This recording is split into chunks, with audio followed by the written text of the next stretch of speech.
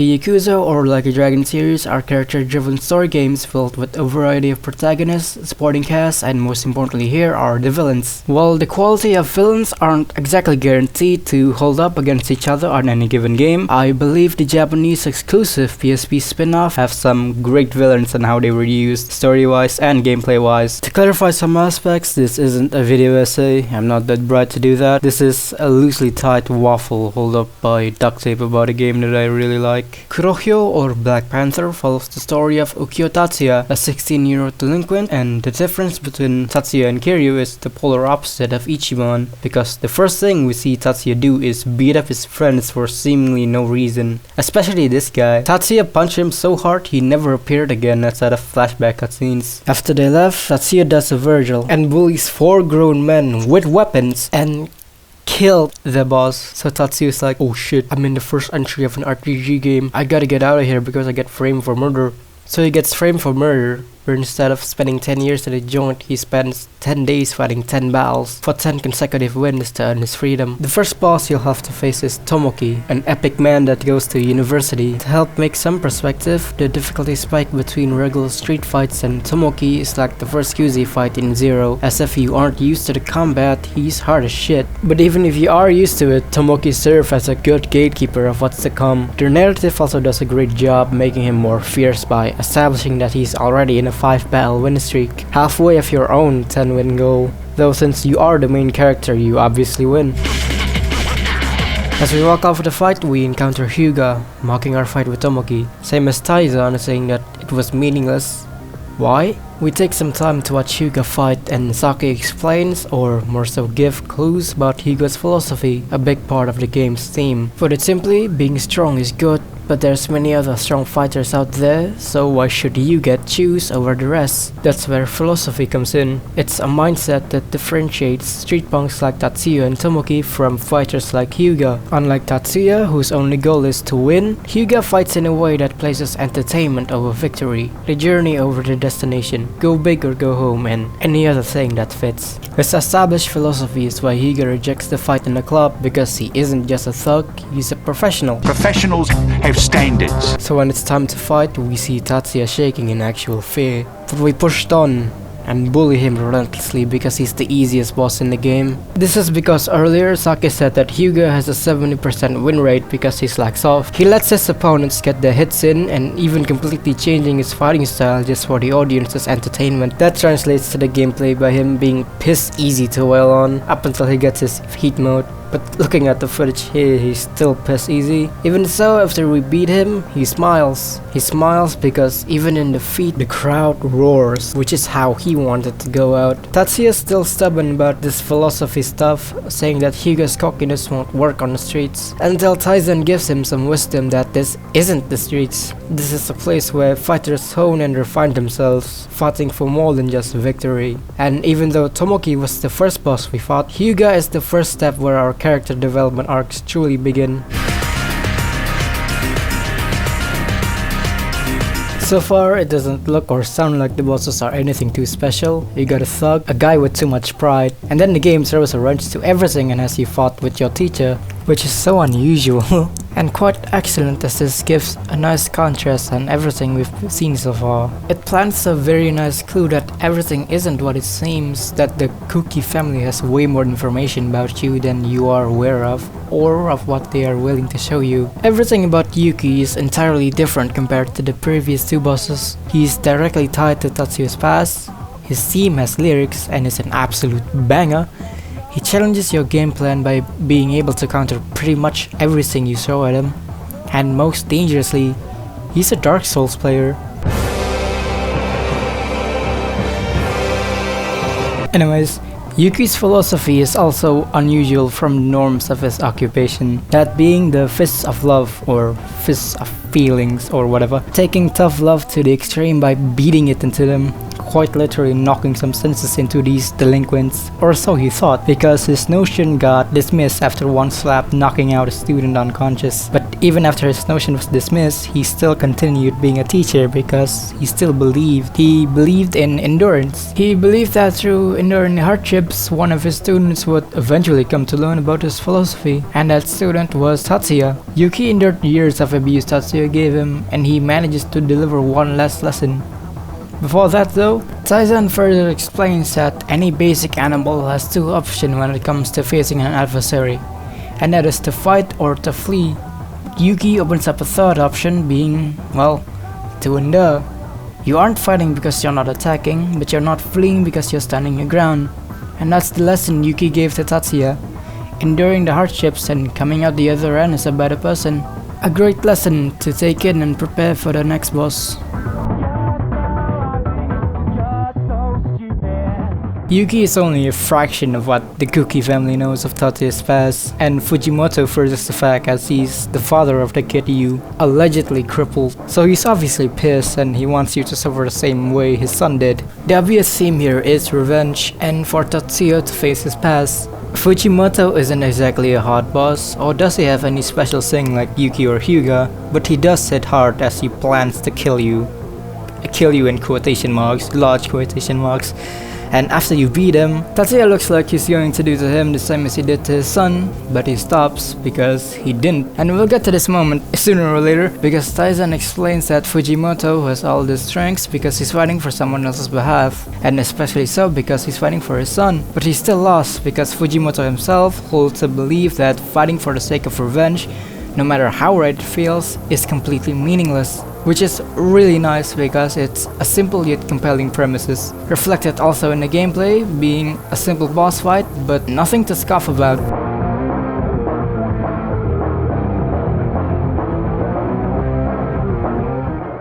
Now let's get back on who actually crippled the guy, and it was his friend, this dude. After hearing about it, Tatsuya questioned his friendship with Tenma, you know, the guy that he punches in the beginning of the game. Tatsuya said that he never even considered him as a friend, which is worse than when he sees Tenma with some goons, thinking that he sold him out by revealing his injury. Now, Makabe himself is a big one-off villain, having the signature craziness as someone like Majima, Minami, and Nishitani has. He likes to stand around in the battle as you wail on him, but don't let your guard down because he is fast. His style says street fighting, but it's actually a variation of extreme god legs, and would obviously target your legs, making you take more damage. But as he goes for the finishing blow, he targets the wrong leg, and gets a whiff of Tatsuya's feet. Tatsuya then rushes over to Tenma. He gave false info in order to help him out, all the while Tatsuya thought he was selling him out. This marks a turning point where Tatsuya's character develops greatly, finally seeing that he isn't alone, that he has people to rely on.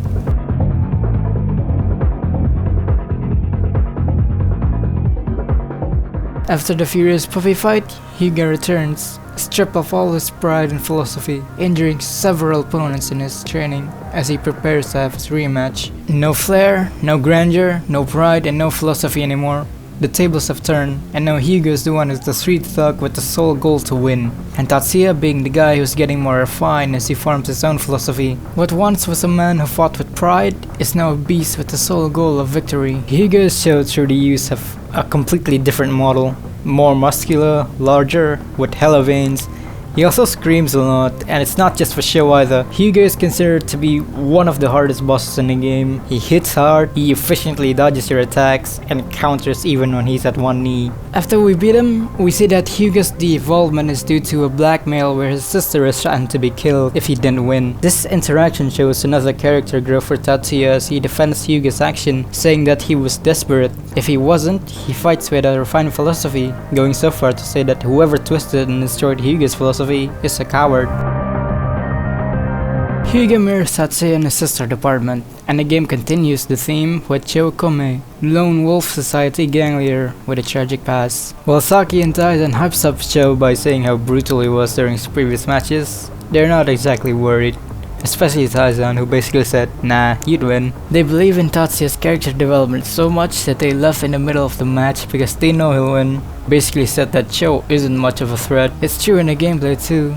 Cho isn't too difficult, especially compared to Hyuga, because in gameplay you have way more experience and training by the various fighting styles you have access to and the upgrades you get. And in the story, Tatsuya is starting to fight for more than just himself, that he not only beat his opponent but sympathizes with them, evident by him defending Hyuga and applying what Yuki taught him back in chapter 3.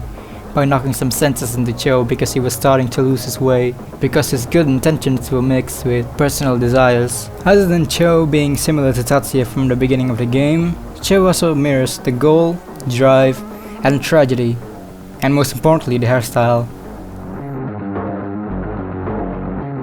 Now it's clear that they're getting desperate with how Tatsuya is getting 7 wins, so they send out Aramaki, the Ultimate Soldier! As the name suggests, he's a mercenary who actively participates in armed combat that was on death row prior to this match against a 16 years old. Different from all the previous fighters, Aramaki was molded on the battlefield to kill without a second thought. He prospered in the demise of others and is a literal cold-blooded killing machine, up against a 16-year-old who was beaten up with metal bats prior to this, and his body is literally said to be falling apart. The gameplay also represents him pretty well, with a model that towers over Tatsuya and is surprisingly fast with both his attacks and counters, when he's more so a grab-based boss, and because of that he's difficult to grab too. But because Aramaki is a Danganronpa fan, he lost.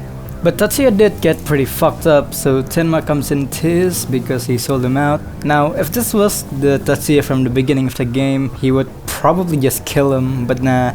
Character development said, I understand, now let's go kick some ass. Or whatever. But before that, Taizan gives us some wisdom, saying that Aramaki is one who was born in a battlefield, a machine who won't hesitate against acting out on whoever is against him, even if it means fighting against people he knows, as the field orders the rule of kill or be killed. It's either the opponent or your own life. But Tatsuya can't become that, as he found the strength in treasuring those around him, fighting to stay true to himself, unlike Aramaki, who is basically a faceless soldier who bootlicks his superior, evident with him begging for his life in the aftermath.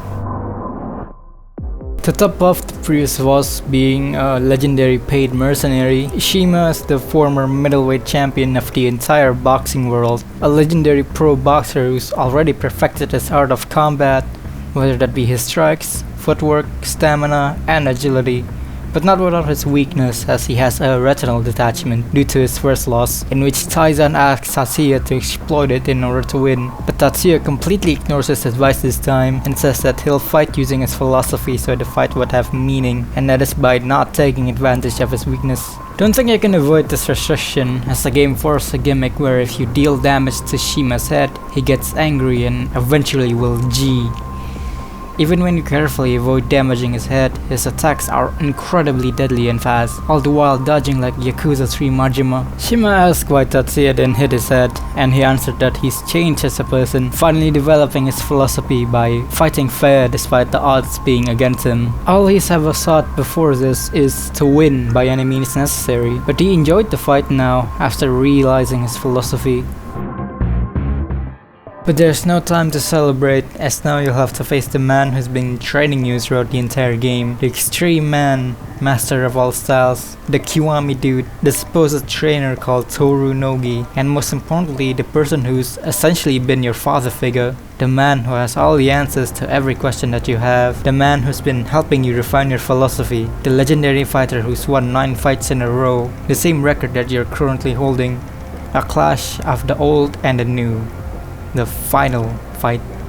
And there isn't a way to stress just how hard this guy is. He has 5 different heat action rushes, his attacks come out fast, with the only exception being the last one, making a very slight opportunity to punish and have a minuscule amount of chance of beating him, unless you abuse grabs. But never mind that, this fatal battle serves as a great mountain to overcome, and as you finally beat him, Tatsuya seemingly devolves back to the angry punk he was at the beginning of the game, up until his sister drops an atomic bomb by saying that this guy is your father. Not just a father figure, but your actual birth father, somehow turning a pretty overdone trope into something that's genuinely moving as you overcome your destiny and open up to your fate.